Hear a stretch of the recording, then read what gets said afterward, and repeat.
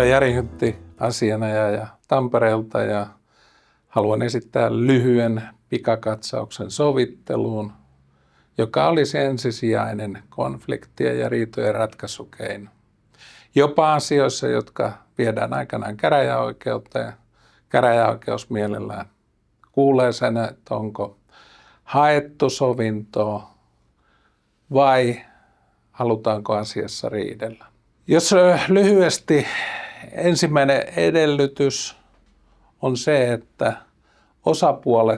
molemmat osapuolet tai jos on useita, kaikki osapuolet sitoutuu siihen, että he ovat valmiit neuvottelemaan asiasta. Se neuvottelu useimmiten johtaa kompromisseihin, mutta se ei ole mikään ehdoton edellytys. Mutta aina sovintoneuvottelussa osapuolten pitää olla joustavia, kuunnella enemmän kuin esittää vaatimuksia. Ja siinä haetaan luovasti ratkaisuja. Ja osapuolet voi keskenään käydä sellaisiakin neuvotteluja, joita esimerkiksi käräjäoikeudessa osapuolet ei voi käydä. Jos ajatellaan vielä osapuolia, niin sovittelussa voi olla asiantuntija eli lakimies mukana tai ei, mutta lakimiehen roolihan on hyvin erilainen käräjäoikeudessa ja sovittelussa.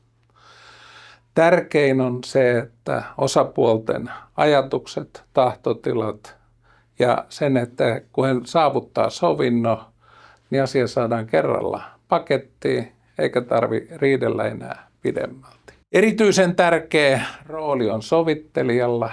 Itse olen käynyt koulutuksia sekä Belgiassa, Englannissa ja myös sitten Suomessa Asianajaliiton kaikki sovittelua koskevat kurssit. Maailmalla on erikseen instituutioita, jotka keskittyy pelkästään sovintojen tekemiseen. Sovinnossa sovittelija luo sellaisen ilmapiirin, jossa osapuolet voi löytää luottamusta. Sovittelija edesauttaa osapuolta, jolloin konflikti, niin heidän kommunikointiaan, tuo esille ratkaisuja, mahdollisesti osaratkaisuja. Ja tämä sovittelija ohjaa sitä tilannetta pikemminkin kuuntelemalla ja nostamalla esiin sellaisia kysymyksiä, joissa huomaa, että osapuolet ehkä ei ole löytänyt sellaista yhteisymmärrystä. Sovittelija ei saa koskaan olla sellainen, joka pakottaa tilanteita, eikä sovittelija saa osoittaa sellaisia tunteita, että on jommankumman osapuolen puolella. Vaikka niin kuin näyttäisi, että ehkä oikeudellisena asiantuntijana näkisi, että toinen on vahvemmilla kuin toinen, niin se ei ole se sovittelutarkoitus, vaan sovittelussa tosiaan haetaan ratkaisua, jonka molemmat osapuolet voi hyväksyä.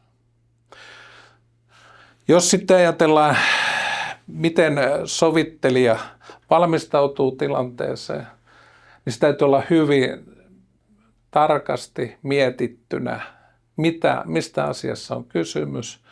Siinä tutustua osapuoliin. Eli sovittelijan täytyy ennakolta tehdä hyvät valmistelut.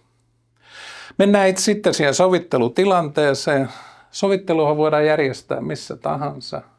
Ja yleensä haetaan semmoinen paikka, missä on ilmapiiri suosiollinen sovittelulle.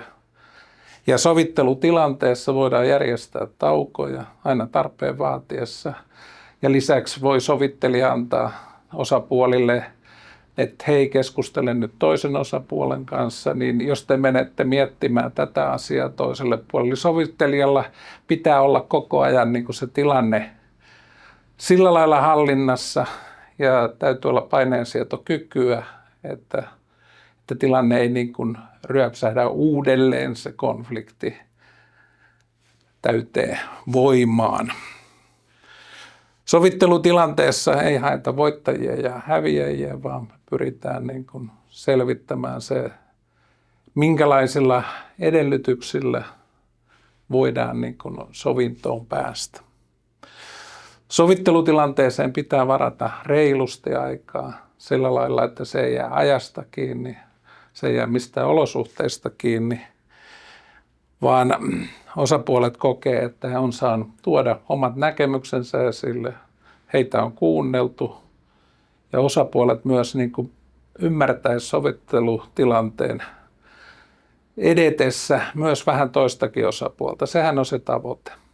Jos sitten ajatellaan vielä se viimeinen vaihe, niin sovinto kannattaa vahvistaa melko lailla heti silloin, kun siihen on päästy, kirjoittaa se niin kuin auki heti ja saada allekirjoitukset osapuolilta. Jos on laajasta, monimutkaisesta asiasta kysymys, niin sitten voi yksityiskohtaisemman sopimuksen laatia myöhemmin, kun se on niin kuin selkeästi osapuolten hyväksymä. Sovintoja käytetään paljon, tai sovittelumenettelyä käytetään paljon nimenomaan kaupallisissa kiistoissa, kansainvälisissä kiistoissa. Ja siihen on erikseen saatavissa koulutusta eri puolilla. Suosittelen sovittelun harkitsemista, jos vähänkään on mahdollista löytää yhteinen ratkaisu. Sovittelun osalta on niin kuin huomattava, että se ei ole missään mielessä pakottava prosessi. Eli jos tuntuu siltä, että sovittelu ei johda mihinkään, niin sovittelun osapuoli voi koska tahansa keskeyttää sovittelun. Kiitoksia.